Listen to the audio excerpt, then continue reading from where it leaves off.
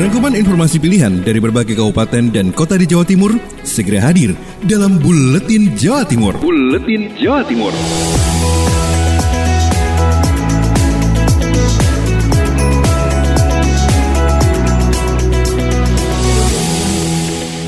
Assalamualaikum warahmatullahi wabarakatuh. Salam jumpa sahabat, bersama saya Muhammad Prastio. Kita ikuti Buletin Jawa Timur edisi hari ini. Kita mulai informasi pertama datang dari Diding Yunarto, Suara Sidoarjo. PLN Jatim buka layanan aduan terkait lonjakan tagihan listrik. Menanggapi keluhan masyarakat akibat lonjakan tagihan listrik selama masa pandemi, PLN Jawa Timur membuka posko layanan aduan. Posko ini tersebar di beberapa wilayah layanan PLN atau UP3 di Jawa Timur. Hal ini dikatakan Rashid Naja, Senior Manager General Affairs PLN IUD Jawa Timur saat ditemui pada minggu kemarin. Menurut Rashid, kalau ada tagihan yang naik, cukup foto meter listriknya, kirim atau datang langsung ke posko layanan aduan PLN. Ya, jadi kami memahami kekecewaan dan keluhan dari pelanggan, dan juga kami simpati terhadap pelanggan-pelanggan kami yang terjadi lonjakan tadi. Kami sudah mengantisipasi ya, dengan membuka ada 130 posko pengaduan ya untuk mengantisipasi itu dan menyelesaikan keluhan-keluhan tersebut, dan juga ada hotline 114 layanan WhatsApp di seluruh Jawa Timur. Saya Didi Yunarto, Suara Sidoarjo. Informasi selanjutnya dari Suara Gresik. Putri Rizkiana, BPJS Gresik bersinergi dengan Kabupaten Lamongan guna meningkatkan kepatuhan pemberi kerja. Badan Penyelenggara Jaminan Sosial atau BPJS Kesehatan Cabang Gresik bekerjasama dengan para pemangku kepentingan di wilayah Kabupaten Lamongan. Hal ini untuk mewujudkan keberlangsungan program Jaminan Kesehatan Nasional Kartu Indonesia Sehat atau JKN KIS dan meningkatkan kepatuhan pemberi kerja. Pejabat Pengganti Sementara atau PPS, Kepala BPJS Kesehatan Cabang Gresik, Farida Isnaini memberikan apresiasi atas dukungan yang diberikan untuk mewujudkan Universal Health Coverage di Kabupaten Gresik. Pihaknya sangat mengapresiasi atas dukungan pihak Kejaksaan, Dinas Tenaga Kerja, Dinas Penanaman Modal, dan PTSP hingga pengawas ketenagakerjaan di Lamongan yang telah mendukungnya. Farida juga menyampaikan update kegiatan pengawasan dan pemeriksaan kepatuhan wilayah Kabupaten Gresik tahun 2020 yang telah terlaksana dengan baik.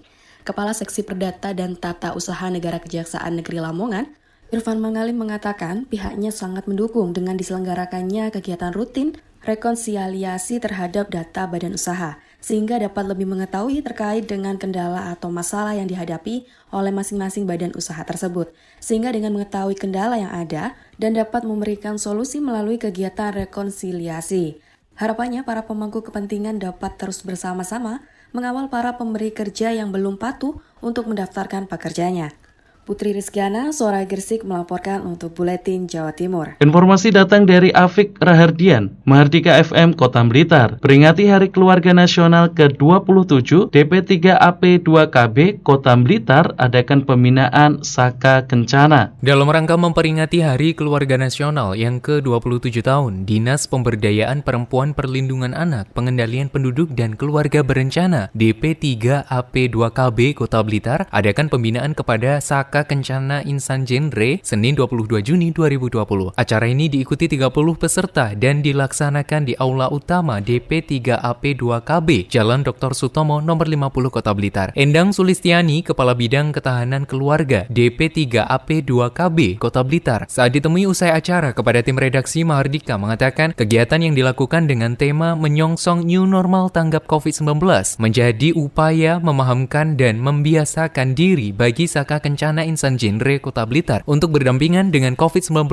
di era new normal. Endang berharap adanya kegiatan ini akan menumbuhkan rasa kepedulian kepada sesama. Terlebih tujuan dari pembinaan ini adalah untuk membangun kualitas kependudukan keluarga berencana dan pembentukan keluarga. Dalam rangka memperingati Hari Keluarga Nasional ke-27, kita menyelenggarakan pembinaan untuk adik-adik Saka Kencana, di mana dalam pembinaan tersebut mengambil materi songsong new normal tanggap COVID-19 COVID-19. Memang kita dalam pembinaan Saka Kencana ini harapannya kita melakukan pembinaan khususnya untuk KKBPK, jadi kependudukan, keluarga berencana dan pembangunan keluarga. Bagaimana kita bisa meningkatkan kualitas keluarga itu sendiri.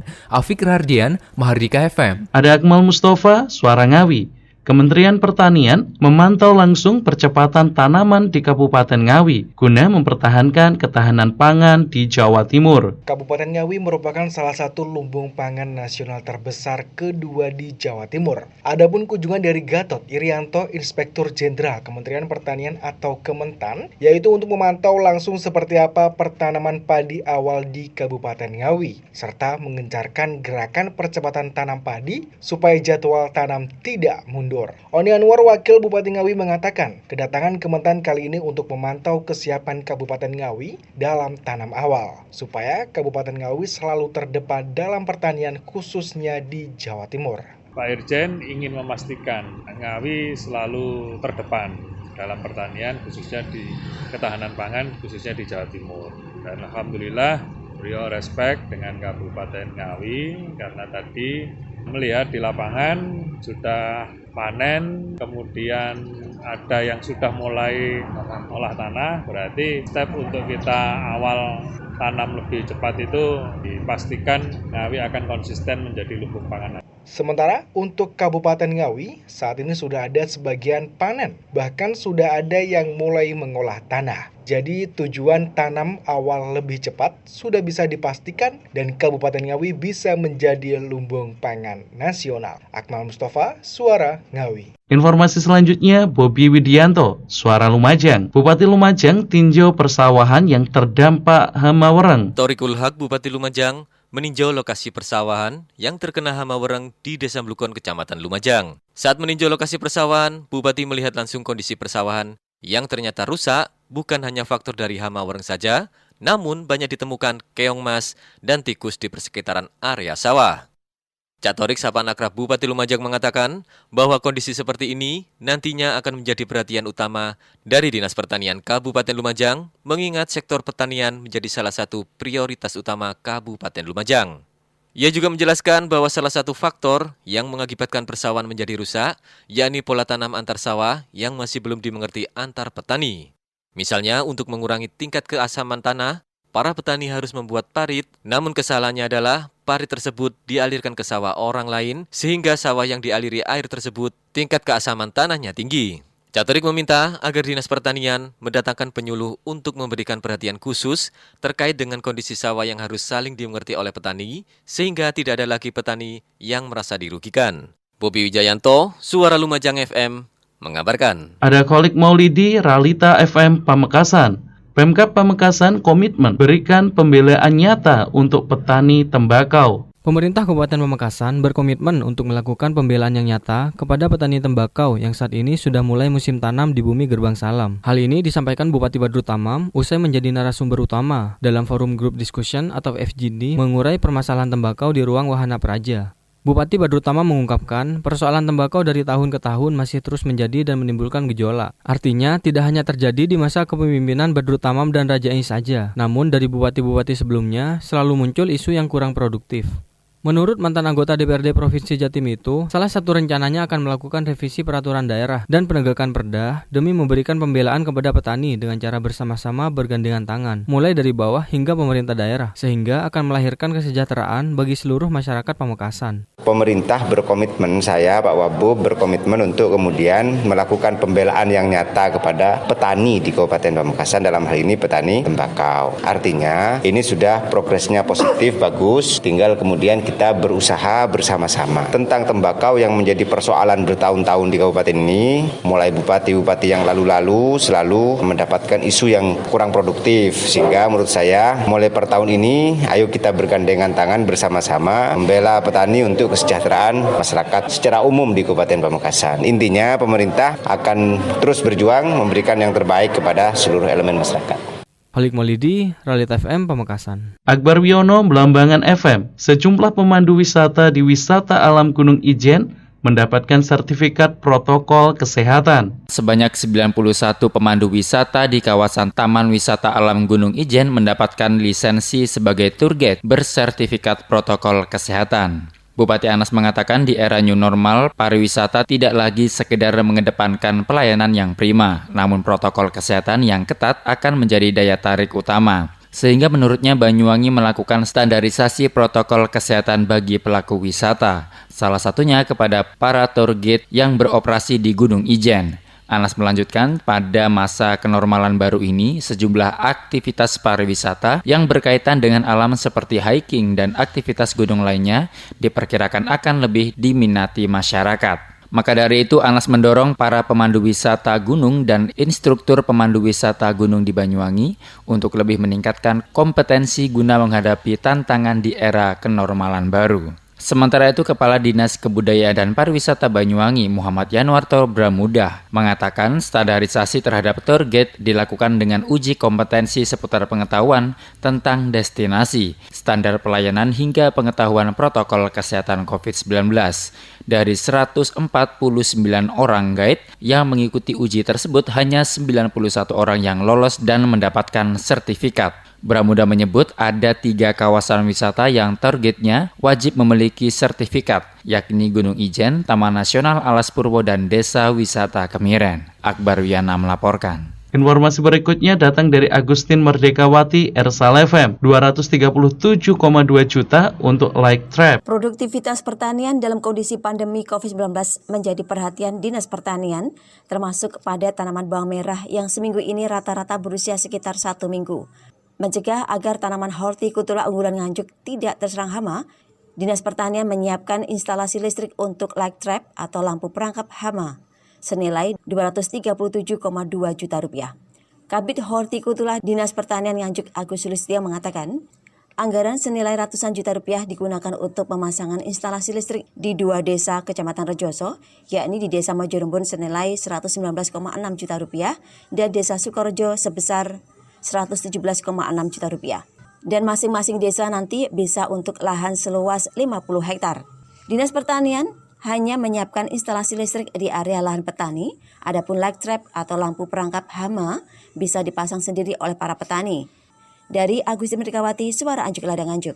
Dari Radio Persada FM, Oza Ahmad, Dinas Pendidikan Kabupaten Blitar sudah menyiapkan skenario jika sewaktu-waktu kegiatan belajar mengajar di sekolah kembali dibuka. Kepala Dinas Pendidikan Kabupaten Blitar, Budi Kusumarjaka mengatakan, meski saat ini Kabupaten Blitar belum ditetapkan menjadi daerah yang menerapkan new normal, Dinas Pendidikan sudah melakukan sejumlah persiapan. Budi memastikan sudah menyiapkan skenario seandainya kegiatan belajar mengajar atau KBM di sekolah kembali dibuka sewaktu-waktu. Selain menyiapkan protokol kesehatan di sekolah, ada persiapan khusus yang harus dilakukan siswa. Misalnya, jika diantar dengan berboncengan kendaraan, maka pengantar harus dari keluarga siswa. Saat memasuki sekolah akan diukur suhu tubuhnya, kemudian cuci tangan, dan wajib menggunakan masker. Aturan protokol kesehatan berlaku bagi semua warga sekolah. Kemudian untuk protokol lain di sekolah, pengaturan ruang kelas harus ditata jaraknya, yang mencontohkan jika selama ini satu kelas diisi dengan 32 siswa, maka sekarang hanya berisi separuhnya. Atau bisa juga dengan menyiapkan cara lain, yakni dengan membuat 2 kelompok belajar, di mana dibuat jadwal antara 2 kelompok tersebut, bisa belajar di sekolah dan di rumah. Selain itu, skenario juga bisa dibuat per jenjang. Misalnya minggu pertama untuk kelas 1, minggu kedua untuk kelas 2, dan seterusnya. Di samping protokol kesehatan ya, siswa mau berangkat itu juga sudah harus ada protokol. Misalnya boleh diantar, misalnya yang diantar ini kalau berboncengan pakai sepeda motor, ini harus dalam satu keluarga misalnya, contohnya begitu. Terus masuk di sekolah, ini juga ada pengukuran suhu, cuci tangan, terus harus menggunakan masker. Budi menambahkan saat ini tetap menunggu keputusan dari pemerintah pusat yang memastikan siap jika sewaktu-waktu sekolah kembali dibuka bisa 13 Juli 2020 maupun Desember 2020 mendatang. Oza Ahmad melaporkan. Adelina Pradipta, Suara Kota Probolinggo. Bakal kembali jadi tempat belajar, siapkan sterilisasi SMKN 2 Kota Probolinggo. Menjelang kembali pelajar ke sekolah, SMKN 2 Kota Probolinggo yang semula menjadi tempat karantina akan dikembalikan fungsinya. Sekolah yang berada di Jalan Mastrip Kota Probolinggo ini akan disterilisasi sebelum kembali dijadikan tempat belajar mengajar. PLT Kepala Dinas Kesehatan P2KB Kota Probolinggo Nurul Hasanah Hidayati mengatakan, SMKN 2 Kota Probolinggo tidak digunakan sebagai tempat karantina bagi pemudik lagi. Sebab jika tidak ada perubahan, para pelajar akan kembali mengikuti kegiatan belajar mengajar di sekolah mulai Juli 2020. Menurutnya, yang tidak kalah penting lagi adalah SMKN 2 yang sebelumnya dijadikan tempat karantina akan disterilisasi dulu. Hal ini tentu untuk melindungi peserta didik yang akan beraktivitas di sekolah. Bahkan sekolah nantinya juga akan menerapkan protokol kesehatan. Lina Pradipta, Suara Kota Probolinggo.